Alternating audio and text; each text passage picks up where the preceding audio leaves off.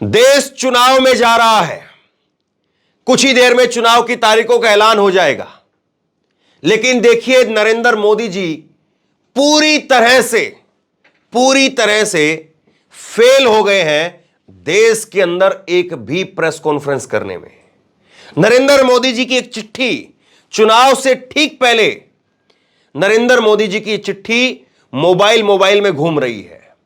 WhatsApp पर लगातार सबको मैसेज भेजे जा रहे हैं, लेकिन इस चिट्ठी के जरिए नरेंद्र मोदी अपना प्रचार वो तो कर रहे हैं, लेकिन देश को पत्रकार वार्ता के जरिए, प्रेस वार्ता के जरिए, प्रेस कॉन्फ्रेंस करके लोगों के सामने, पत्रकारों के सामने जो जानकारी रखी जाती है और जो क्रॉस क्वेश्चन होते हैं, उसमें जो सवाल जवाब होते हैं, नरेंद्र मोदी जी उसमें देश के अंदर एक भी प्रेस कॉन्फ्रेंस करने में पूरी तरह से नाकाम हो गए। उनके पास मौका था।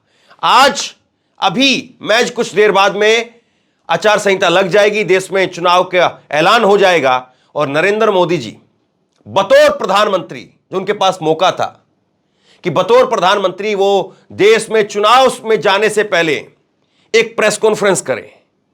मैं एक चिट्ठी आपको दिखाने वाला हूं, आप एक चिट्ठी देखिए, उस चिट्ठी के अंदर क्या क्या गुणगान किया गया है।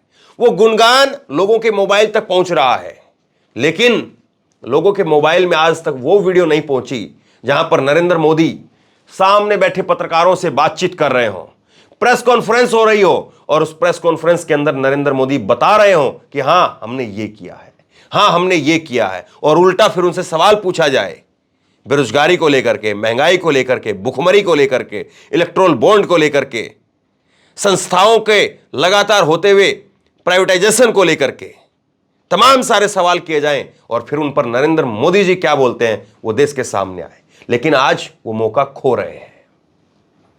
एक चिट्ठी उनकी घूम रही है। जरा ये चिट्ठी देखिए आप, प्रधानमंत्री नरेंद्र मोदी की चिट्ठी है, 15 मार्च 2024 की चिट्ठी है। मेरे प्रिय परिवारजन, तो अब उन्होंने मित्रों कहना छोड़ दिया है। पहले वो मित्रों बोलते थे, मित्रों, लेकिन जब से राहुल गांधी पीछे पड़े कि दो ही मित्र हैं इनके और इन मित्रों के लिए ही सरकार चल रही है, तब से मित्रों से परिवारजनों पर आ गए हैं। ये चिट्ठी में जो है वो तो मैं आपको बताऊंगा, लेकिन ये समझ लीजिए कि चिट्ठी क्यों आई है। 15 मार्च की चिट्ठी है, यानी कल की तारीख में चिट्ठी जारी की गई। मैसेज लगातार घूम रहे लोगों के फोन में, क्योंकि आचार संहिता लग जाएगी और आचार संहिता लग जाएगी तो फिर नियम कायदे ये कहते हैं कि सरकारी खर्चे पर आप अपना प्रचार नहीं कर पाएंगे। सरकारी खर्चा, सरकारी काम वो नए नहीं हो पाएंगे। जो चल रहे हैं जो और पुराने वो अलग बात है, लेकिन उससे पहले ही नरेंद्र मोदी जी, उनकी सरकार ने अपने प्रचार के लिए तरह तरह से जो है वो नए नए रास्ते निकाल लिए और उन्हीं के जरिए सब कुछ किया जा रहा है, लेकिन प्रेस कॉन्फ्रेंस नहीं कर पाए। डॉक्टर मनमोहन सिंह को याद कर लीजिए, उनके 10 साल को याद कर लीजिए, और आज नरेंद्र मोदी जी के 10 साल एक तरह से पूरे होने जा रहे हैं। देश चुनाव में जा रहा है, लेकिन वो प्रेस कॉन्फ्रेंस नहीं कर पाए। खैर, मैं चिट्ठी दिखाता हूं और उसके बाद में मोबाइल में कौन से मैसेज घूम रहे हैं वो स्क्रीनशॉट के साथ आपको दिखाऊंगा। ये आप चिट्ठी देखिए, 15 तारीख को जारी की गई है। मेरे प्रिय परिवारजनों, और इसमें जिक्र कर रहे हैं कि आपका और हमारा साथ 1 दशक पूरा करने जा रहा है। 140 करोड़ परिवारजनों के साथ में विश्वास, सहयोग, समर्थन से जुड़ा हुआ ये साथ रहा, मजबूत रिश्ता रहा। शब्दों में इसको व्यक्त कर पाना कठिन है। इस तरह की बातें लिखी गई हैं। आगे लिखते हैं कि परिवारजनों के जीवन में बहुत सकारात्मक जो है बदलाव आया है। 10 वर्षों के अंदर हमारी सरकार की बड़ी उपलब्धि है। उसने सबसे बड़ी पूंजी है कि उन्होंने लोगों के जीवन में सकारात्मक बदलाव किया है। अपनी हर नीति, हर निर्णय के जरिए हमने गरीबों, किसानों और युवाओं और महिलाओं के जीवन को स्तर को सुधारने का प्रयास किया है। उनको मजबूत बनाने का काम किया है, पक्के मकान देने का काम किया है, बिजली पानी की सुविधा जो है वो उन तक पहुंचाने का काम किया है। ये सारी बातें इस चिट्ठी के अंदर लिखी हुई है। इस चिट्ठी के अंदर लिखा हुआ है कि कैसे जो है हमने विकास और विरासत दोनों को एक साथ आगे लेकर के बढ़े हैं और हमने अपनी संस्कृति को भी आगे बढ़ाया है। ये सारी बातें जो है वो इसके अंदर लिखी हुई है। इसके साथ साथ जो है वो इसमें लिखा हुआ है कि कैसे हमने आपके समर्थन से जीएसटी लागू किया और फिर उसके बाद 370 को हटाया। 3 दशक पुराने नया कानून जो है वो 3 तलाक पर नया कानून लेकर के आए, महिलाओं के प्रति नारी सशक्तिकरण के लिए नया नियम संसद के अंदर बनाया गया, नक्सलवाद पर कठोर प्रहार किए। इस तरह के जो है उन्होंने हमने काम किए हैं, ये गिनवाने का काम कर रहे हैं। तो ये सारे जो है वो इस चिट्ठी के जरिए लोगों को मैसेज दिया जा रहा है कि देखिए साहब, हमने कौन कौन से बड़े बड़े तीर मारे हैं, ये जो है वो लोगों को बताया जा रहा है।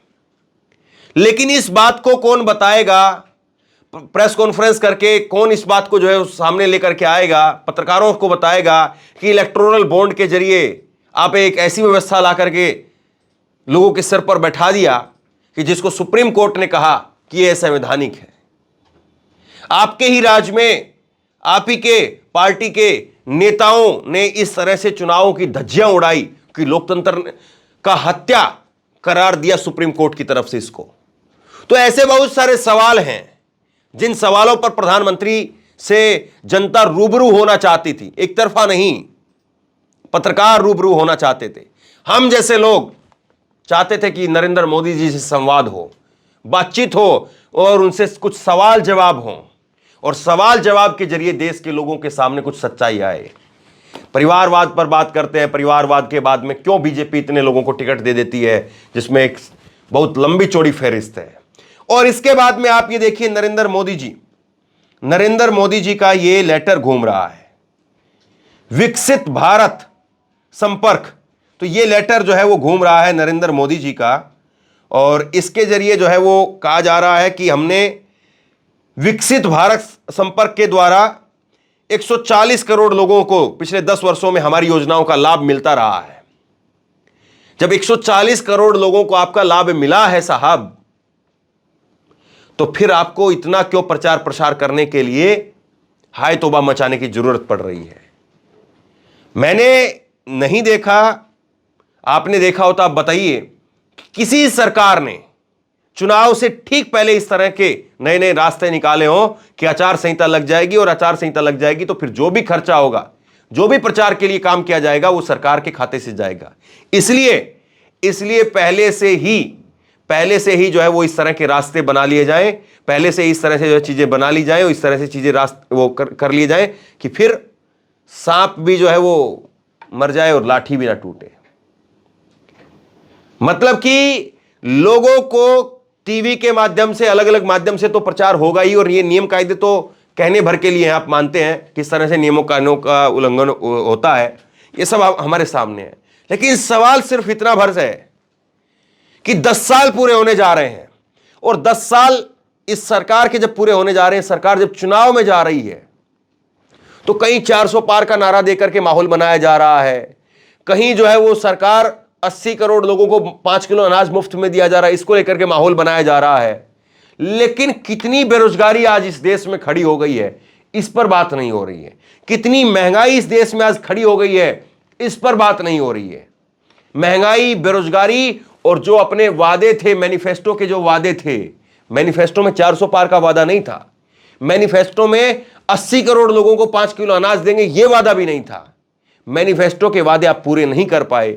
मैनिफेस्टो के ऊपर अपने कायदे से नरेंद्र मोदी जी को अपने 2 मैनिफेस्टो लेकर के बैठने चाहिए थे। 2014 का घोषणा पत्र और 2019 का घोषणा पत्र, ये लेकर के बैठ करके एक प्रेस कॉन्फ्रेंस करनी चाहिए थी, और उसके साथ में अपनी सरकार की उपलब्धियां लेकर के बैठते, बताते कि हमने ये घोषणा की थी और इसको ऐसे पूरा कर दिया। एक मौका था उनके पास में, लेकिन इस मौके को भुना नहीं पाए, इस मौके को हाथ से गवा दिया उन्होंने।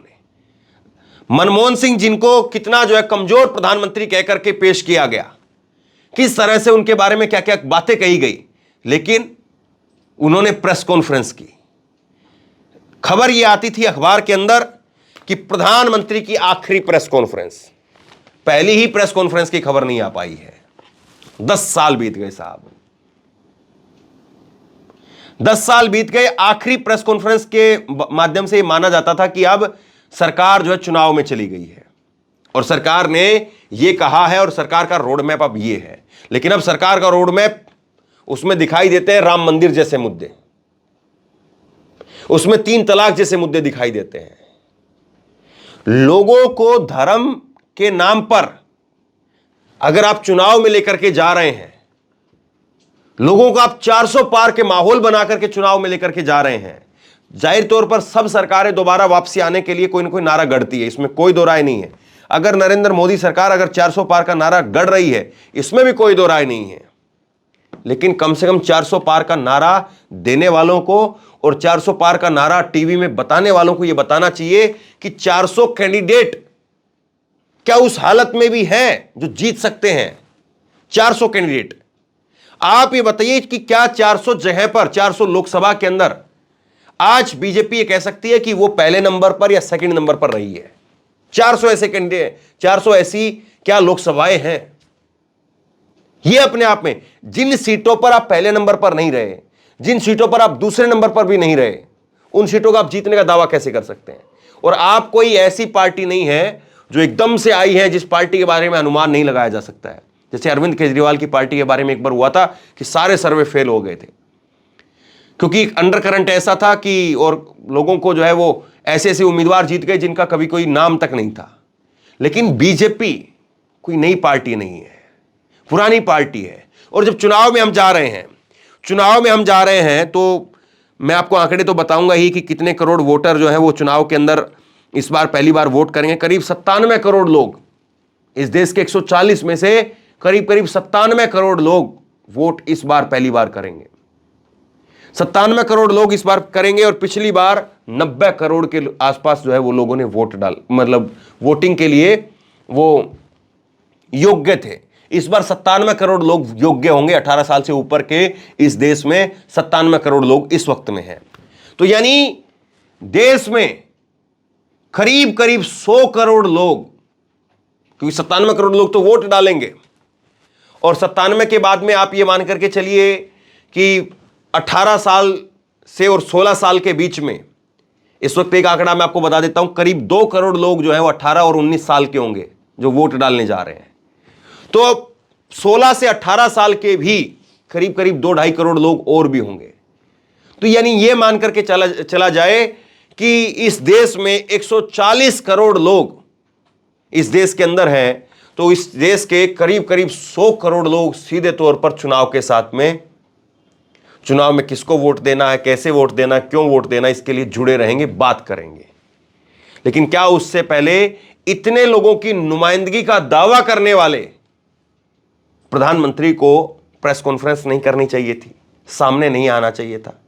और ये मैसेज, क्या इन मोबाइल के मैसेजों के जरिए सरकार जो है, सरकार वो अपनी साख बचा पाएगी, और इन मोबाइल के मैसेज के जरिए सरकार अपने आप को दोहरा पाएगी? सवाल ये है। तो बहरहाल अब देश चुनाव में जा रहा है, और चुनाव में जब देश जा रहा है तो अब जो प्रत्याशी हैं कुछ पार्टियों ने डिक्लेयर कर दिए हैं। काफ़ी सीटों पर इस वक्त में जो है वो प्रत्याशियों की घोषणा हो चुकी है। बीजेपी की भी 2 लिस्ट सामने आ चुकी है, कांग्रेस की भी 2 लिस्ट सामने आ चुकी हैं, और बाकी की पार्टियों की भी करीब करीब 2 या 3 लिस्ट जो है वो सामने आ चुकी हैं। कई पार्टियों ने, जैसे ममता बनर्जी ने अपनी सारी सीटों की घोषणा कर दी। जो क्षेत्रीय पार्टियां हैं वो तकरीबन सारी घोषणाएं कर चुकी हैं। तो लोग अब जो है वो आपके बीच में आएंगे, जो सरकार में बैठे हुए लोग भी हैं और जो विपक्ष के लोग भी हैं। जो भी उम्मीदवार हैं वो अब आपके बीच में आने शुरू हो जाएंगे। तो आपके बीच में जो उम्मीदवार आएंगे तो उनसे सवाल करिए, पूछिए कि 5 साल तक आप सरकार में थे, सत्ता में थे, 10 साल तक आप सरकार में थे, सत्ता में थे, आपने हमारे लिए क्या किया? और आप अगर 5 साल में अगर आपको हम मौका देते तो आप हमारे लिए क्या करेंगे? ये सीधा सवाल पूछिए, और बेफिजूल की कोई बात मत करिए कि फलानी जगह पर जो है वो धर्म को लेकर के क्या प्रोग्रेस हुआ है, फलानी जगह पर क्या हुआ था। क्योंकि धर्म को कोई एक आदमी जो है वो आगे नहीं ला सकता है, और ना ही धर्म को कोई एक आदमी जो है वो खत्म कर सकता है। इस देश में कई धर्मों के लोग हैं, और इस देश में नास्तिक भी हैं, धर्मनिरपेक्ष देश है। और इस देश में 5-10 साल का अगर आप कोई कार्यकाल देखेंगे, हजारों करोड़ साल का जब आप कैलेंडर उठा करके देखेंगे, तो हजारों करोड़ों साल का जब कैलेंडर उठा करके देखते हैं या इतिहास देखते हैं, तो उसमें कहीं पर भी ये 5 साल या 10 साल नाखून के जितना भी नहीं ठहरेगा। धर्म जो है वो कितना है, और धर्म कब आया, और धर्म कब विकसित हुआ, इसको लेकर के फिर बहुत लंबी कहानियां हो जाएंगी। तो धर्म पर नहीं, मुद्दों पर बात करिए, मुद्दों पर अपने जो है वो जो भी उम्मीदवार आए, जो पहले अगर सिटिंग है तो उनसे पूछे कि आपने क्या किया, या जो मौजूदा सत्ता है उसके उम्मीदवार अगर आते तो उनसे पूछे कि आपकी पार्टी सत्ता में रही, आपकी पार्टी ने हमारे लिए क्या करवाया, पूछिए उनसे। और अगर कोई विपक्ष का उम्मीदवार आता है तो उससे भी पूछिए कि अगर आपको हम वोट देते हैं तो आप जुमलेबाज नहीं बनेंगे, इसके लिए आपके पास में क्या है। तो ये सवाल जरूर पूछिए, लोगों तक पहुंचाइए इस खबर को। और इसी तरह की तमाम खबरों के लिए ऑनलाइन न्यूज इंडिया को सब्सक्राइब कीजिए और साथ में जो बेल आइकन है घंटे उसको जरूर दबाइए, ताकि जैसे ही कोई खबर अपलोड करें उसकी नोटिफिकेशन सीधे सबसे पहले आपको मिल सके। अगर ये वीडियो फेसबुक पर देख रहे हैं तो फेसबुक पर हमारे पेज को लाइक कीजिए, फॉलो कीजिए और इस खबर को शेयर कीजिए। आपका बहुत बहुत धन्यवाद।